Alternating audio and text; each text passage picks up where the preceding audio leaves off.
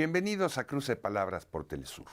Soy Luis Hernández Navarro y para hablar sobre la obra, vida y actualidad del pensamiento y trayectoria del presidente Salvador Allende está con nosotros el doctor Darío Salinas, mexicano y chileno, catedrático de la Universidad Iberoamericana e integrante de la red de intelectuales y artistas en defensa de la humanidad, además de responsable de una cuantiosa obra sobre América Latina, Chile, etcétera, etcétera. Darío, muchas gracias por tu presencia aquí en este Cruce de Palabras. Gracias a ti y a este espacio y la posibilidad enorme de hablar de algo que vale la pena. Muchas gracias. Estamos en los 50 años de lo que fue el golpe de Estado en Chile, el 11 de septiembre, de la muerte del presidente Salvador Allende. Para las nuevas generaciones que no necesariamente tienen una idea acabada de quién fue él, ¿tú cómo lo describirías en pocas palabras?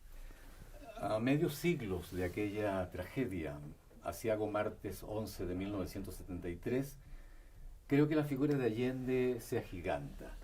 Es el político más encumbrado de la izquierda chilena, que ha logrado la mayor congruencia con su pueblo, con Latinoamérica y con la humanidad.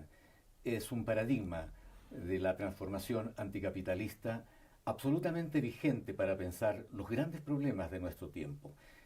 Un itinerario extraordinario el que recorrió Salvador Allende, 1952, 1958, 1964 y 4 de septiembre de 1970. Estamos hablando de un itinerario largo, forjador de la unidad, de la más grande convergencia desde el sentimiento del pueblo en su anhelo de grandes transformaciones. Entonces tenemos hoy, a medio siglo, de la tragedia que enlutó a Chile y a nuestro continente, razones suficientes para hablar de él y recoger su inmenso legado. Médico como Ernesto Che Guevara y amigo y compañero del Che. Sí, salubrista, el gran impulsor de que la salud es un bien común, de preocupación pública, por lo tanto, de la propia esfera estatal y en beneficio del pueblo. Eso es importante decirlo, efectivamente, médico a igual que el Che. Y yo creo que efectivamente, o sea, su trayectoria es inconmensurable, multifacética, es decir, un dirigente estudiantil, posteriormente parlamentario, dirigente de su propio partido, el Partido Socialista, constructor de la unidad, forjador justamente de este gran proyecto de transformar las condiciones de Chile por un camino sui generis, siendo amigo del Che. Yo no puedo dejar de decir, aunque se haya mencionado varias veces y muchas veces y hay que volver a mencionarlo, con el Che buscaban lo mismo por caminos distintos, dicho por el Che. Entonces yo creo que efectivamente Allende, como diría Volodya Teitelboim, Allende caído es por lo menos más grande que Allende vivo, porque efectivamente cayó en combate y pertenece a la estirpe de los derrotados triunfantes. Esa expresión plástica creo que lo representa bien, porque en ese sentido está en el itinerario de los grandes de nuestro continente, como Bolívar, como Martí y por supuesto el Che. Defensor del cobre chileno y promotor de una de las reformas agrarias más radicales de América Latina. De las más importantes, con el costo que significó enfrentarse con los que se creen dueños de la tierra. Efectivamente, la nacionalización del cobre fue el acto de soberanía probablemente de mayor envergadura, junto con la profundización de la reforma agraria, la creación del área de la propiedad social y de la economía mixta, es decir, grandes obras que acompañaron a las 40 medidas del gobierno de la Unidad Popular. Y yo creo que esto es muy importante porque ¿quién podría decir de que estas grandes proyecciones no adquieren también, valga la redundancia, su proyección para pensar en los grandes problemas de nuestro tiempo? Yo quiero recordar aquel primer discurso del 21 de mayo de 1971 ante el Congreso Pleno, cuando Allende plantea exactamente estos proyectos de transformación, pero creando las condiciones institucionales y políticas para que el pueblo tenga su espacio deliberativo, a sabiendas de que la larga historia del capitalismo en Chile ha sido una historia de la negación perpetua del pueblo, de sus poblaciones originarias.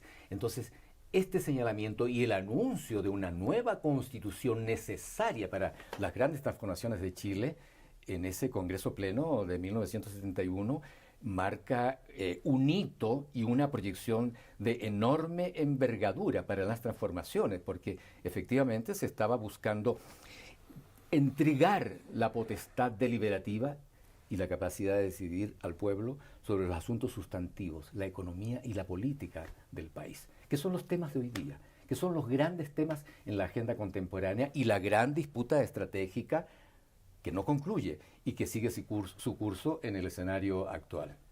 En México hay varios ejidos y comunidades indígenas, escuelas, barrios que llevan el nombre de Salvador Allende. Y cuando él murió en combate, los obreros del combinado industrial de Ciudad Sagún levantaron una estatua, un monumento a su memoria, donando unas monedas que había de cobre antes en México, llaves, etcétera, etcétera. Vino el AMPA y se robó esa imagen de Allende. Pero en los últimos años los maestros de la coordinadora, grupos campesinos, volvieron a poner ahí en Ciudad Sagún una escultura de Salvador Allende hecha ahora con resina. Y si tú escuchas el himno de los maestros democráticos en México, pues es el Venceremos, el himno de la Unidad Popular. Esa presencia que podemos ver en México de Allende, ¿tú dirías que está presente también en el resto de América Latina? Yo diría que sí, en medio de esta batalla fragorosa, de esta batalla inmensa que significa recuperar los espacios y hacer prevalecer lo razonable de la historia. Yo creo que efectivamente está presente, pero México es muy más allá de las coyunturas y de los espacios trienales o quinquenales. México tiene esos vasos comunicantes profundos con la historia popular de Chile y con el allendismo. Y no solamente para recordar, esto de Ciudad Sagún es memorable, como memorable también la presencia de Allende aquel 2 de diciembre de 1972 en la Universidad de Guadalajara, cuando en esa tribuna con jóvenes se proyecta a México y desde México hacia América Latina. Eso es recuperar la historia grande, la historia de las grandes dimensiones, porque es la grandeza de Allende. Allende estaba pensando en el acercamiento de Francisco de Bilbao con Juárez ante la invasión francesa, en la solidaridad chilena con México, estaba pensando en Gabriela Mistral, en Pablo Neruda, en esos brazos estrechados de solidaridad entre nuestros pueblos. Es decir, la presencia de Allende era eso, aquel 2 de diciembre en Guadalajara, hablando a los jóvenes, hablando a la juventud, hablando a los estudiantes, pero también dirigiéndose a América Latina, de manera que México yo creo que tiene ese sitial cuando hablamos de Allende como una plataforma de reflexión deliberativa, emancipadora hacia la región y que está vinculada a la figura de Allende. Hoy por hoy yo no estaría tan seguro de que los espacios en nuestra región sean los mismos espacios, pero Allende está presente de incalculable manera en las calles con nombres que llevan a Salvador Allende de símbolo, escuelas, recintos universitarios, salones, etcétera, etcétera. Yo diría que Allende es efectivamente hoy una presencia muy fuerte en la ausencia en Latinoamérica y el pueblo sabe. No hay que olvidar nunca que Allende luchó contra los que se oponen al cambio ayer, hoy y se van a seguir oponiendo. Siendo cabeza del Senado, acompaña él personalmente una resolución del Parlamento y acompaña personalmente a quienes quedaron de la guerrilla del Che hasta llegar a su destino a La Habana. Esos actos, luchando a contracorriente, bajo la atmósfera de una agresión norteamericana, porque no hay que olvidar que corrían los años, el segundo quinquenio de los años 60, es decir, una arremetida fuerte del imperialismo en nuestra región, el Plan Camelot, la Alianza para el Progreso, las escaramuzas para evitar que Allende siguiera con su proyecto de unidad popular, encumbrándose, la amenaza del propio embajador norteamericano todavía durante el gobierno de Eduardo Frei, de que si gana Allende no llegará ni un tornillo ni un clavo a la economía chilena, y más tarde que si ganara Allende habría que hacer gemir de dolor a la economía chilena. Entonces, Allende está en estos espacios. Allende se pasea con su proyecto, con su legado, y no lo digo de una manera nostálgica, lo digo por la fuerza que tiene un pensamiento como el suyo en las actuales circunstancias, porque después de todo, la memoria, la recuperación de la memoria, la indispensable recuperación de la memoria se hace siempre desde el presente, desde los desafíos del presente. ¿Te parece, Darío, si vamos a una pequeña pausa? Con gusto. Amigos, amigas, no se vayan, regresamos en muy breves instantes.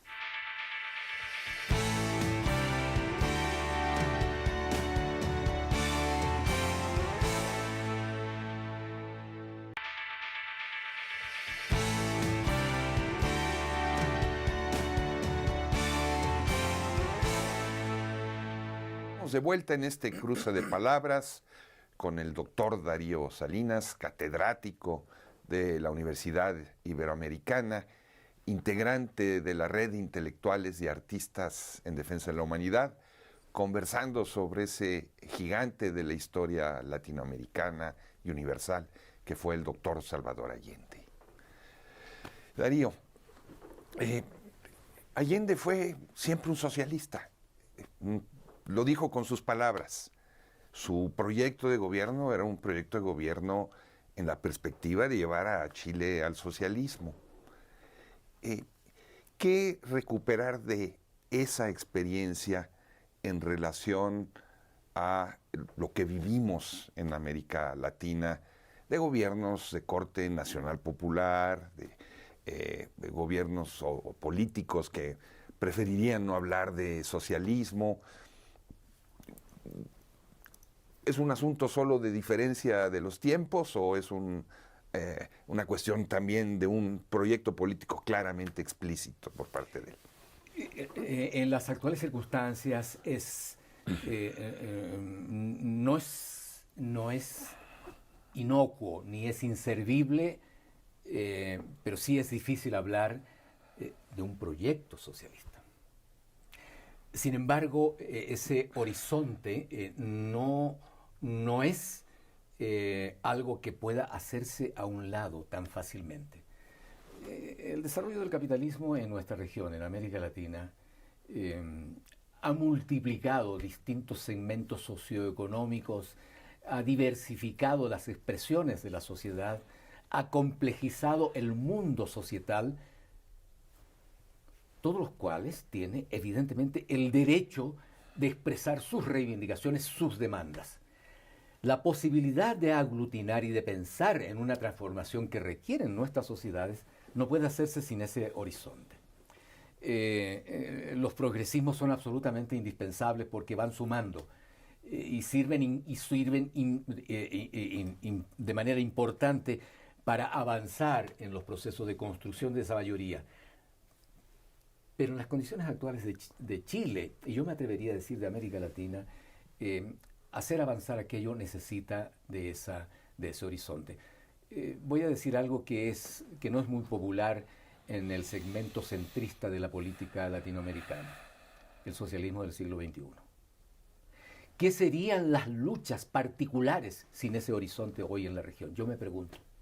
Yo creo que el socialismo del siglo XXI no es una plataforma programática, no es un plan de gobierno, es un horizonte indispensable, no solo para sumar, sino para articular alrededor de ese sujeto social en construcción para las grandes transformaciones de nuestras sociedades que están a la espera de poder construir esas condiciones. Yo diría que en cada una de nuestras sociedades, de México hasta Argentina, yo creo que ese horizonte no está clausurado, sin el cual no podemos entender las luchas particulares. Como diría Galeano, tenemos que saber mirar por ese ojo de la rendija la pequeña lucha que conlleva las grandes luchas en nuestros continentes.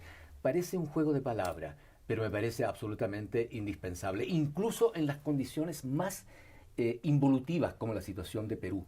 Hoy día, por ejemplo, como estamos viendo, esas expresiones sociales de abajo, es la marea que va y viene. Esa marea que fue anunciada probablemente de una manera muy didáctica, muy serena, en la última locución de Salvador Allende a través de la radio Magallanes, recogida por Guillermo Ravés, gran periodista y director de la radio Magallanes que muere en el exilio en México, cuando recoge justamente esa reflexión. Allende sabía que su drama iba a culminar esa mañana con la vida personal, pero sabía también que iba a morir por esas ideas. Y esas ideas están absolutamente vigentes. La historia nuestra y la hacen los pueblos. Es una frase de una densidad y de una proyección histórica que muestra las dificultades, el drama de la coyuntura política, en la lucha, en el fragor de todos los días, pero que muestra también de que estamos en ese movimiento de ida y de regreso de las grandes luchas populares que yo creo que son las que están pautando ese horizonte al que te refieres, Luis, cuando planteas el horizonte socialista como herencia de Salvador Allende. Nos acabas de hablar del socialismo del siglo XXI. Están por cumplirse ahora, a principios de marzo, los 10 años de la muerte de ese otro gigante que fue Hugo Chávez. ¿Tú ves líneas de continuidad, vasos comunicantes entre Salvador Allende y Hugo Chávez? Completamente, sin ser idénticos, luchando y trabajando desde abajo, y enfrentando a los mismos enemigos. Salvador Allende, yo creo que el paralelismo es didáctico, en extremo, para reflexionar y pensar de una manera útil en la coyuntura de este tiempo. Salvador Allende enfrentó un golpe de Estado que se fraguó, que se articuló desde el norte. Y Hugo Chávez en el 2002 también enfrentó un golpe de Estado y pudo salir victorioso. En la Revolución Bolivariana se han reeditado todas las fórmulas de desestabilización, todos los laboratorios para involucionar el proceso, inclusive el magnicidio. Bueno, Chile es parte de esa experiencia de laboratorio. Y Chile tiene en su acervo de 1973 un enorme nudo para ir abriendo la reflexión necesaria sobre las grandes transformaciones. Es decir, yo creo que hoy día se comprende mejor lo que significó la conjura, la manera como se articuló de manera abierta y encubierta. Hoy creo que se sabe más, no solo por los documentos desclasificados, sino yo creo que también, a pesar de que la situación chilena hoy es una situación de revés, de momento muy complicado, muy complejo para el avance, sin embargo yo creo que hay un aprendizaje importante de lo que ha significado aquella experiencia, el golpe, y también la conducta de quienes se han opuesto y se siguen oponiendo a las transformaciones, porque la derecha chilena, y pienso concretamente en Evópolis, Renovación Nacional, UDI y Republicanos, sí, tienen nombres y apellidos, y actores concretos de carne y hueso, con ideología absolutamente vigente. Si ellos tuvieran la necesidad de retrotraer los avances a través de un golpe como el programado y el realizado y el concretado en 1973, lo dicen sin empacho, lo volverían a hacer. Entonces, por supuesto que el paralelismo rige entre el proyecto bolivariano y el proyecto allendista. Tú acabas de estar en Chile hace muy poco tiempo. ¿Ves presencia de lo que significa Salvador Allende en los procesos que se viven hoy en tu país y que también es este?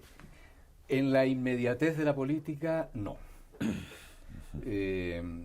Chile enfrenta dos terrenos tan desafiantes como brutales desde el punto de vista de la transformación democrática en el país. En el terreno gubernamental, el programa de Gabriel Boric, y en el terreno constituyente, nada menos, nada más que la lucha estratégica por superar la herencia pinochetista que es ese engendro jurídico-político que se llama Carta Magna, aprobada en 1980. Entonces, creo que la lectura hay que hacerse en ese terreno concreto de la lucha, que hoy día se desarrolla después del 4 de septiembre, en condiciones absolutamente desventajosas. No tenemos esa atmósfera de movilización que tuvimos en Chile con el triunfo del plebiscito de 2020, bajo el impulso y la exigencia del pueblo movilizado en el llamado estallido del 2019, que fue una revuelta popular. Pongámosle el nombre más concreto. El estallido es insuficiente, es apenas una fotografía, aunque muy gráfica, pero es insuficiente. Bueno, eso se retrotrajo y que nos mostró nuevamente que para transformar esa sociedad heredada del golpe de Estado, heredada del pinochetismo, se requiere de un esfuerzo mucho mayor que el desplegado hasta este momento, de una articulación más cuidadosa entre el sentir de la población y la política avanzada, especialmente la política de la izquierda y la política del progresismo, por supuesto, porque en esto hay que sumar, en esto hay que unir y hay que saber converger. Entonces, yo diría que efectivamente, hoy por hoy, esta situación se desarrolla en ese doble terreno, en esos dos peldaños que son luchas muy complejas, muy difíciles y muy importantes para la vida política de Chile. Su anticipación ante el golpe, se abrirán las amplias alamedas. ¿Tú ves esa posibilidad? Las anchas, las amplias. Sí, es una proyección de una enorme estética política. Yo me atrevería a decir, estamos muy cerca de los hechos. Yo me atrevería a decir que ese sentimiento está a flor de piel. Es un anhelo grande, incluso más allá del rechazo del 4 de septiembre, que no es un triunfo de la contrarrevolución como lo pretende mostrar esa narrativa maniquea, trituradora de conciencia hoy por hoy en Chile. Esos 4 millones de chilenos que dijeron no a la nueva Carta Magna, que nos habría acercado al umbral de las anchas alamedas, esa lectura hay que saberla hacer. E incluso hoy en condiciones adversas, eso se recupera, de eso se aprende, aunque sea muy fácil decirlo en una reflexión como esta, pero el pueblo también aprende. Y la política también aprende de sus mezquindades, de sus sectarismos, de sus amarillismos. Entonces yo creo que Chile está pletórica de lecciones. Y yo no veo el drama como un drama ya final. Todo lo contrario. Yo creo que esas anchas alamedas están enfrente. No están a la vuelta de la esquina. Pero son las anchas alamedas sin las cuales no se puede leer los acontecimientos actuales, incluso las insuficiencias del gobierno, y que hace falta eso para saber leer. Hoy día, por ejemplo, cuando el Departamento de Estado o el Comando Sur habla del litio, nosotros en Chile tengamos la fuerza suficiente de decirle que Estados Unidos está hablando de esa riqueza natural como si estuviera hablando de una riqueza de su patio trasero, de su propio patio, de su propio terreno. O cuando nos quieren involucrar con la guerra de Ucrania, que no es nuestra guerra porque es una guerra imperialista, que busca otro objetivo, incluso más allá de la desdicha del pueblo ucraniano.